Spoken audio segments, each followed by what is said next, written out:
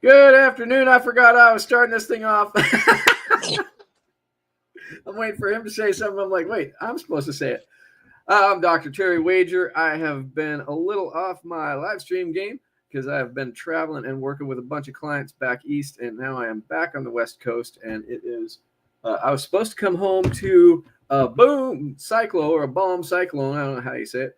And it was very dry and totally fine where I am. So I have averted crisis. And I'm here today again with my good friend Kevin Peloso. And what are we talking about today? We're talking about your team is filled with twins. And what are we meaning by that? It means that your team isn't diversified enough skill-wise. Skill or talent? I'd say both. It could be. It could be both. And I guess the way I would kind of think about that as I asked that question, because we're really not prepared for this. We came up with this just a few minutes ago after I was talking about working with the team back east that has a, as far as they all have the same talent, or in working genius words, they all have one that is very significant while the rest are very underrepresented. And so that's what we're talking about. And the idea is if you have a talent in one area, well, a lot of the people's skills are going to be similar, aren't they? Yeah. And so talent and skill kind of go together. Sometimes you can have somebody that's very, very skilled in many things, like myself, that has no talent whatsoever. But or you got somebody that's very talented like Kevin and has no skills whatsoever. So whatever he Woo. Yeah. So what happens when you have a team that shows up like that? It's going to be very one-sided. I think it's not great for culture, and I feel that it also depends on the size of the company. You know, sometimes you need more of a specific talent, but if you only have that talent throughout your company, I mean, even the company you worked with achieved some level of success with absolutely. what they have, but you're going to definitely hit a ceiling at some point. And it doesn't make for a great culture either, because you can't really cover each other's weaknesses. Yeah, and one of the not things, happily, but let's talk about your team for a minute, because I love your team. When we look at the three leaders of your team, it is very advantageous for you, because isn't everything represented pretty well as far as working genius goes? Yeah, you're just talking about just the owners? Yeah, just the owners. Yeah, we don't care about all the little people. That's not true. I was kidding. It was a joke. Where's my just kidding? Me, Tyler, and Vinny, all of our working geniuses actually fill the six because you're W and G, Vinny is D and T, and Tyler is I and E. And so altogether, that's a jumbled up widget. But that's one of the things that we look for in building teams, is making sure that there's pretty good distribution of all of the geniuses. And the idea of the geniuses is really there's a talent towards wonder, or there's a talent towards invention, which is ideation. There's a talent towards discernment, or there's a talent towards galvanizing, which is activation, or there's a talent towards enablement or tenacity, and those are implementation. And so if you have a team, and the team that I experienced, and they're great people, and every one of them is amazing in their own right, except for the one they're no longer with us. They're alive, just not there. But the whole team has a tenacity representation, and so everybody wants to get things done. But and what I would like to do is kind of, just for the heck of it, go through the working genius with W through T, and just have your kind of opinion on what's going to happen if we're flat in one area. And we'll start with W. What happens if we have everybody that has W on the whole team? Okay, so you're assuming. Okay, I was thinking it'd be inverted. So if you have too much W, everybody's W. We'll go both Basically, sides. I mean, that sounds fun. basically you'll have a bunch of philosophers. A lot of thinking, not very much doing. Yeah, yeah, And think and of a think tank. it won't. Yeah, it won't be doing. It won't be trying anything. Everybody is just wondering how it could be different, or what if we did this, or what if we did that, or Mhm. hey, I don't know if this is going to work because I thought about this, this, and this. And I actually have a dear friend of mine who you know as well, who has a representation of W and I as their geniuses, and one of their tendencies is to go into the dreaded what ifs very, very big time. And so, um, over representation of what ifs, we ideate and freak out about what might happen, or we come up with all kinds of wonderful ideas that are never going to go anywhere, pie in the sky kind of thing. What happens if we have no W? No W. I would say companies kind of stay the status quo. That you won't see.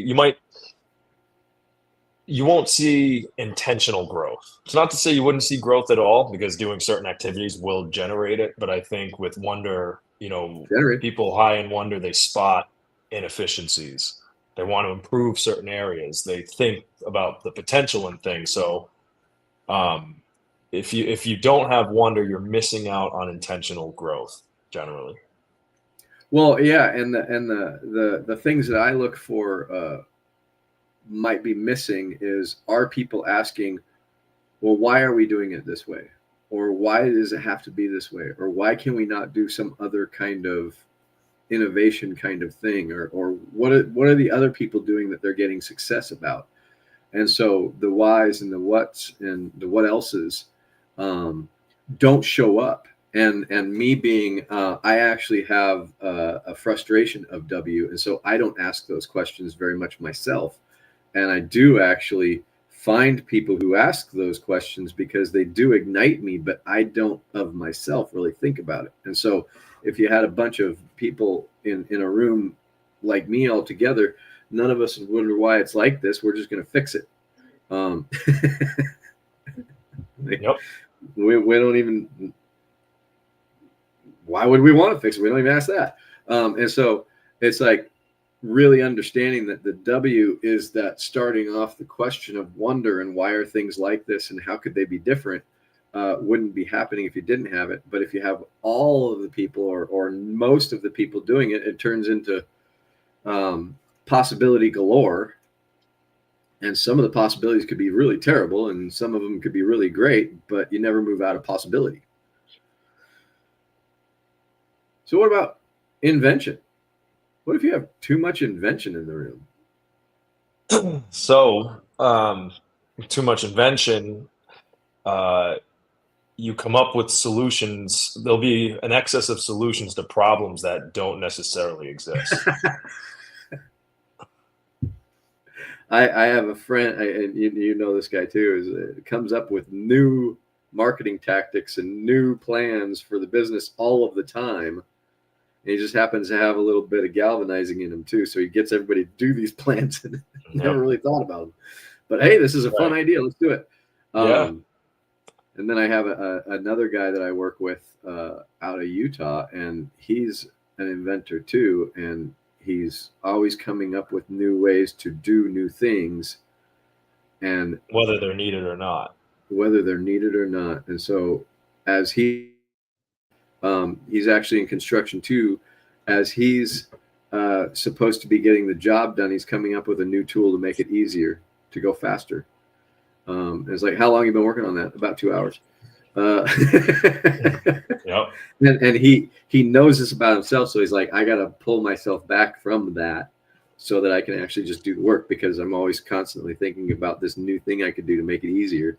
And it's Yeah. funny because the inventors are always coming up with things to make it easier, but it's not always easy to come up with something that works to make it easier versus just get the job done.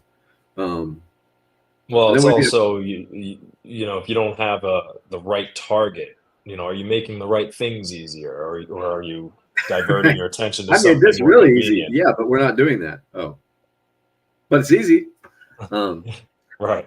it's really fun too. This is super cool. Something new. Yeah. Yeah.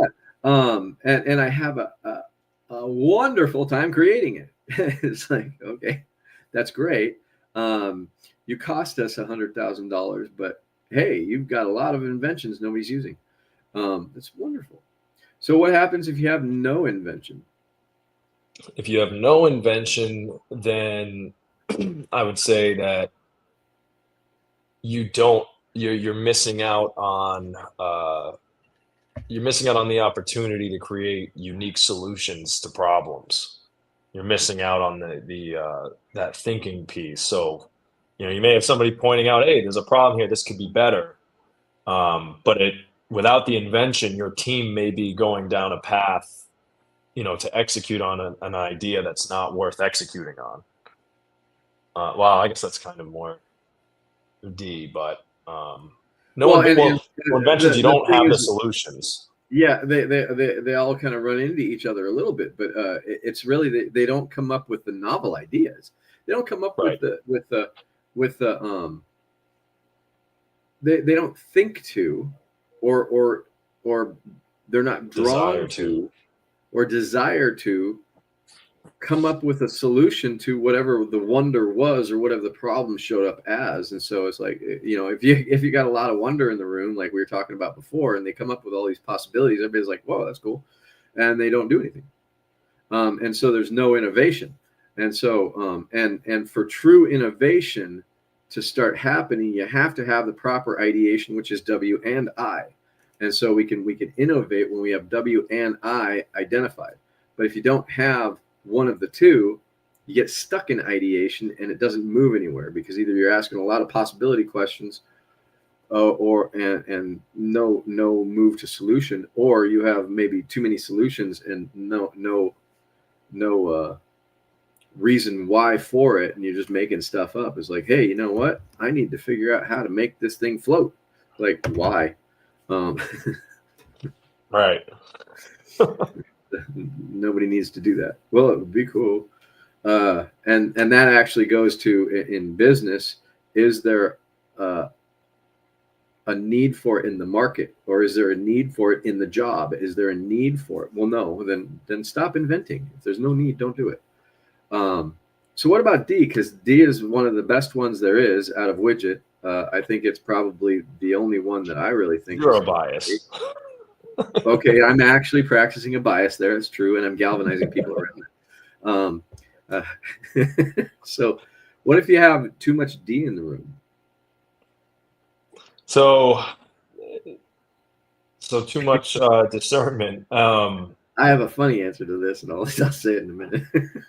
I mean, I would say it's just a room full of very opinionated people, but things not. Wait a Uh, minute. I'm gonna resent that.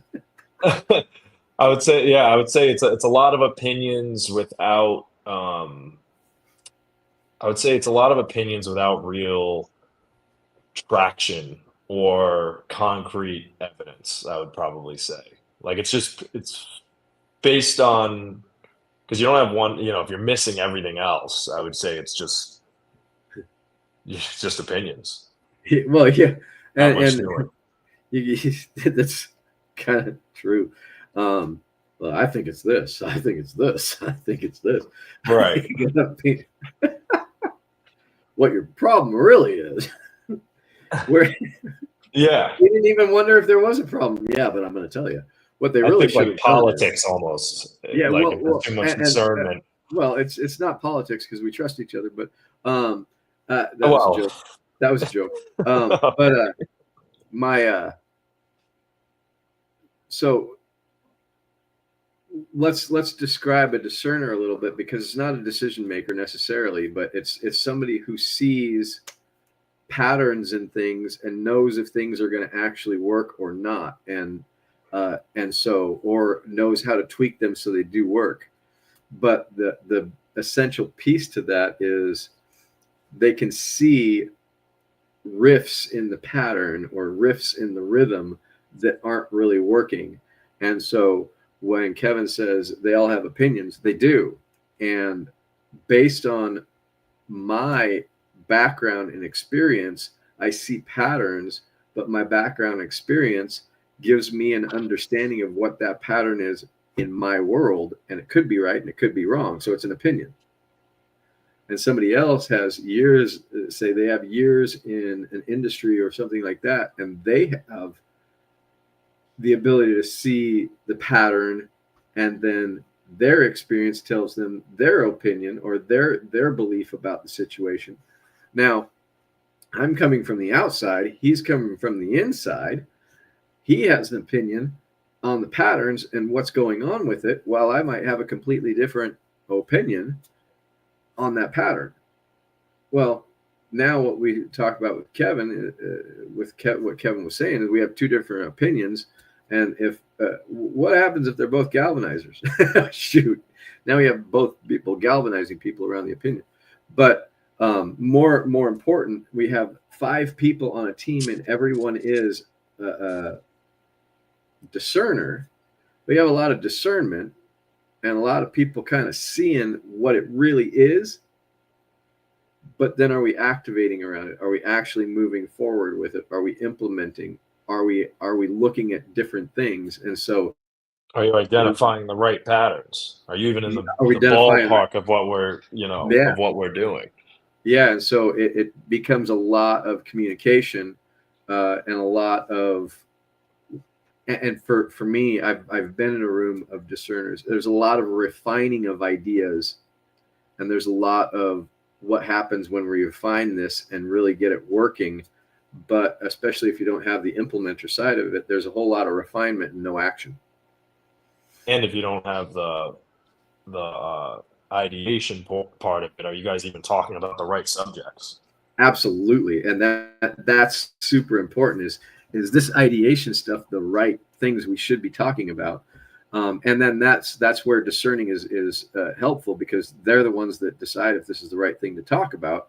But if they've got no outside information from the W, They then can't see the patterns. they can't see Well, the and pattern. I Right. decides And well, yeah, what solutions. They don't solution. have solutions.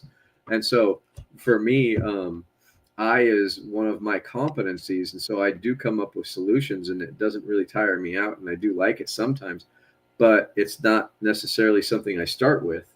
And in fact, a lot of times when I'm in meetings, I prefer not to start the conversation off, because I want to hear what people are saying. That's what triggers my ideas and triggers my pattern seeing.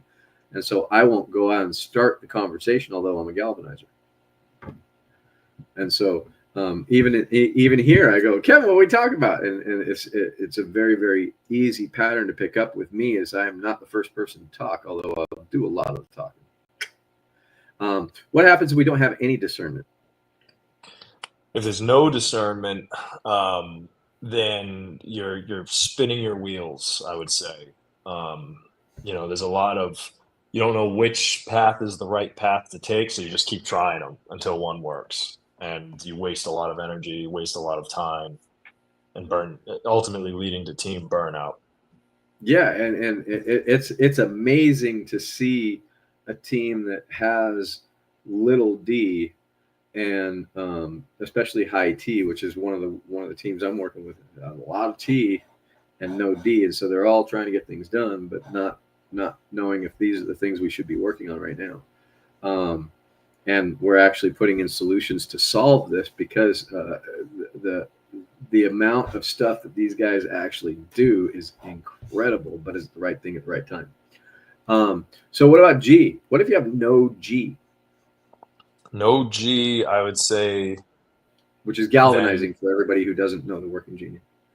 yeah, so if there's no galvanizing, then you have a lot of people kind of working on islands, doing their own thing, um, not really touching base with one another, communicating with one another. I'd say they're probably not, which I should say results in um, lack of a direction, really. right? They're not Yeah. moving. They're not moving. I picture like a school of fish. Like if there's heavy galvanizing, everyone's moving like a school of fish, so to speak. Well, and And I if was there's gonna no I was gonna ask. galvanizing, Okay, so what happens if you have everybody has galvanizing?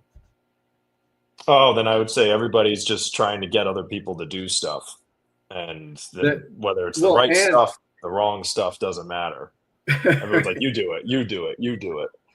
right, and it's not even like the you do it, you do it, you do it, or I'm not it, you do it. But it's more like, let me come and tell you about why we should do my idea. And Mm. you said uh, politics earlier. I think a politician, one of the big things that politicians do is they try to galvanize their crowds to understand why they're right about things. And so what you have is a whole lot of campaigning going on when you have a huge amount of galvanizers. And if you have everyone that's galvanizing in the team, everybody is campaigning and nobody's actually voting. Yeah. Yep. And then if you don't have the galvanizers like you were talking about, nobody is actually campaigning, and so everybody's just kind of working among themselves, and they don't know that there should be people working together. And this is actually one of the things that we ran into with this particular team I was working with is they didn't have a whole lot of galvanizers, and so everybody's kind of separating. Now, what if you have no galvanizers and like this team, we're going to get to it in a second, but and this is a little heads up, no galvanizers, not much discernment, and all T. But before we get there, what about we have everybody enablers? Enablers, I would say, um, similar to galvanizing, like a lack of galvanizing is, a lot of folks kind of end up, they won't move cohesively with each other. I think that like with a lack of direction, a lack of leadership, they just, I mean, you won't have in my opinion, if everybody's an E, you just won't have a company, um, because people are just going to, uh, I mean, it's like the blind following the, maybe a better way to put it would be like the blind leading the blind is kind of what would have, not that somebody that's high in E would be blind per No, se, but they're we can't looking for see. someone to follow, whether they're looking for a cause to support, a And so, cause to follow, whether it's the right one or not, who yeah. knows, And so here's how I'd put it, like a and tell cult. me what you think of this idea. But what you have, if everybody is E, if somebody finally comes up with an idea, everybody is going and trying to start the idea, and they might not even agree on how to start it, but you got a whole bunch of starters, and it's kind of like we go, hey, you know what? Let's put a bid together for a job, and then you have five people going in their own different way to start doing the bid, Yeah, and they don't necessarily know how to do it, but they just want to help. yeah, they just want to help, and so they start doing stuff, and they're all doing stuff, but Activity, is it the right stuff? And so you got a a whole lot of bunch of people, activity. and you got a whole bunch of people doing activity. They have no idea if it's the right stuff. They have no idea if they're working together, and so They just want um, to help. let's make it simple. We're going to go to this office building that has been abandoned. There are all kinds of stuff in it. We got to clean it out. Okay, everybody go. The enablers all start cleaning stuff, but they have no idea who's doing what, and so you got two or three people doing the same Not thing, or you cohesive. got other people doing nothing of nature, or they start cleaning the floor instead of really having a plan because they just started doing what you said, which is, hey, let's go clean this building. And Hmm. so they all start stuff, but they don't know if it's the right thing at the right time, in the right order, and they're not talking to each other necessarily to see if they're duplicating a process or something like that. What if you have no E? No E. Um, I would say then your team is going to lack a lot of support. Just E's are just they're very good, reliable, supportive people. Um, and if you don't have that, I would argue that a lot of things are not going to get done. Yeah, You'll sorry, have I'm people. getting very close to my camera, but there's no light in here. Yeah, you'll Um, have a lot of people. They may have a direction. They may have the right solution. People may be rallied around that right solution, but that doesn't mean anything's going to get done. Absolutely, and so you have a whole lot of starting and no finishing. Yeah.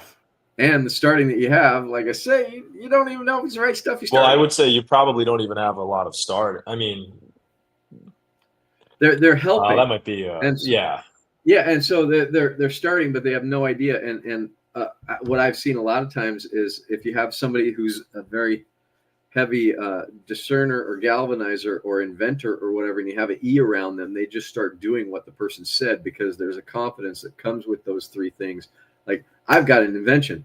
The E is like, I'm going to make it work, or I'm going to help you start it. The D goes, this is what I think we should do. And the E's starting to do it. The G is, hey, let's all do this. And the E's start going off without plans. And so they might not even work off a plan. They just do whatever they think is the first step to make it happen. Um, oh, I'll go call all those people. No, we weren't ready. Oh, I called them already. What was the result? It went bad. I wasn't prepared. Um, yep. okay. And so getting to T, what happens if you have, well, let's go with no T since we have a lot. What happens if you have no T? No T, I would You're say you're thirsty. gonna a lot of things started, but not a lot of things completed. I would say, or if they're completed, not in the proper way. Yeah, you got a lot of people, and Christine gets mad at me when I say checking things off the box because she said it's so much more than that, and it is, and I know it, but I say it because it's funny. Um, but they're the complete task completers, and Yeah. it's not just that they complete the task; they don't get fulfillment out of the completing the task and checking it off.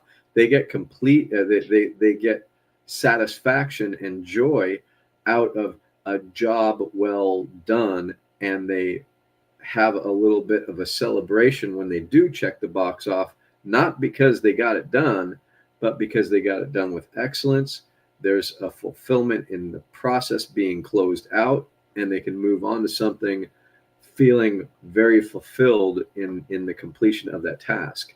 And so if you don't have that, which for me T is a frustration, and I'm lacking, I would say, in my tenacity to the point that I can finish things, but I get really tired in the completion of tasks where Christine actually gets fulfilled out of the completion. And so, one of the things that we work really well together with is I'll start getting them moving forward, and I'll get them to a place where if I start burning out, I'll ask her what else she thinks needs to be done on it.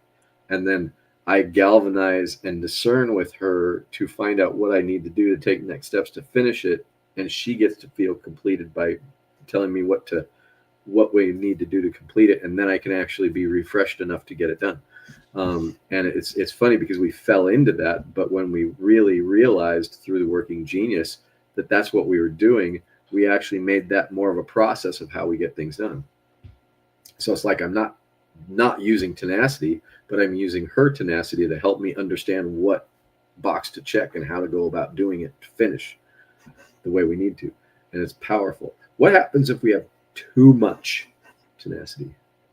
Too much tenacity, I would say people are more focused on, um, people just be focused on completing tasks, whether they're relevant, not relevant, doesn't really matter. If they're checking off a box, then, they feel fulfilled. And so there's no real thought about, is this the right box to be checking off? But as long as it's checked off, they're And happy and with when it. you say there's no real thought, that what basically he means is there's really no checking in, right? And there's no checking in with the other people because the tenacity wants to get it done, and they feel a sense of completion.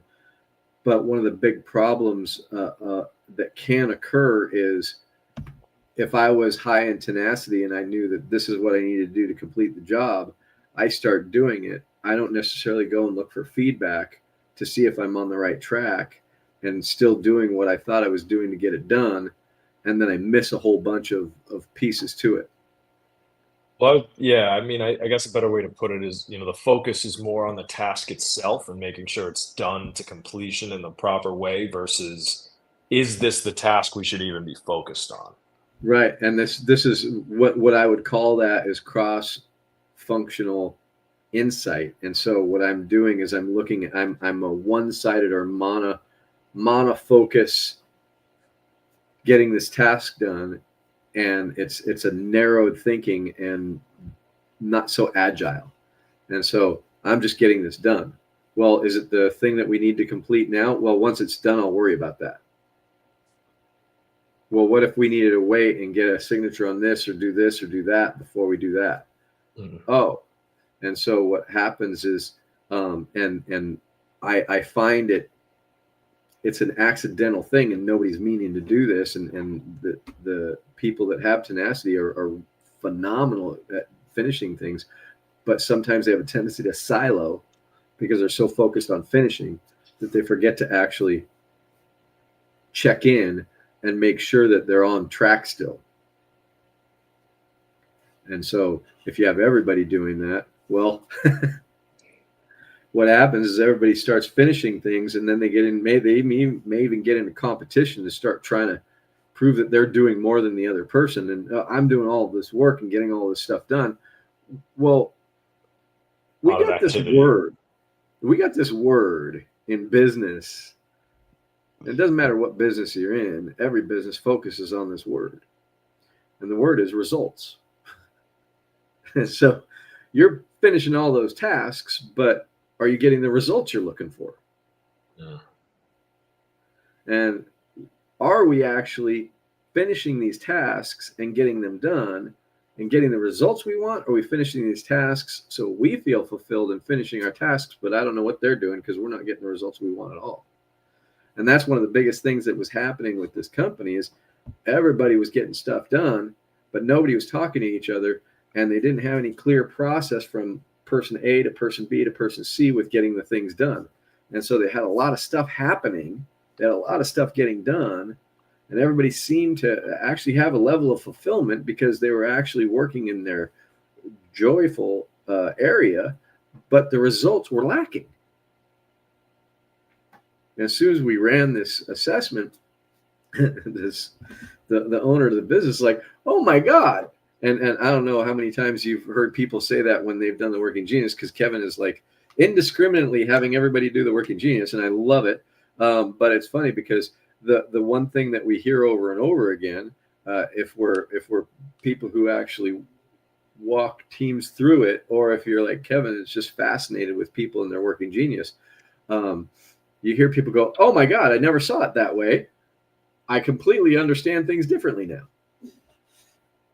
And so it's really interesting. But the biggest thing that I suggest with your team is if you're not getting things done, or you're not getting the results you want, or you seem to have a lot of people that have the same talent, and you're not moving in the direction you want to, start looking at where are they twins? Are they doing exactly the same thing? Are they seeing the world the same way? Do they respond the same way? Do they take action the same way? If they're all similar, you have the word come up in my mind is monochromatic, but I mean I know that's color, but it's the idea of that everybody is exactly one level, and so you don't have any depth in your bench. And what you got to do is start looking at how do we actually cultivate more of the different geniuses across the projects. And how would we go about doing that, Kev?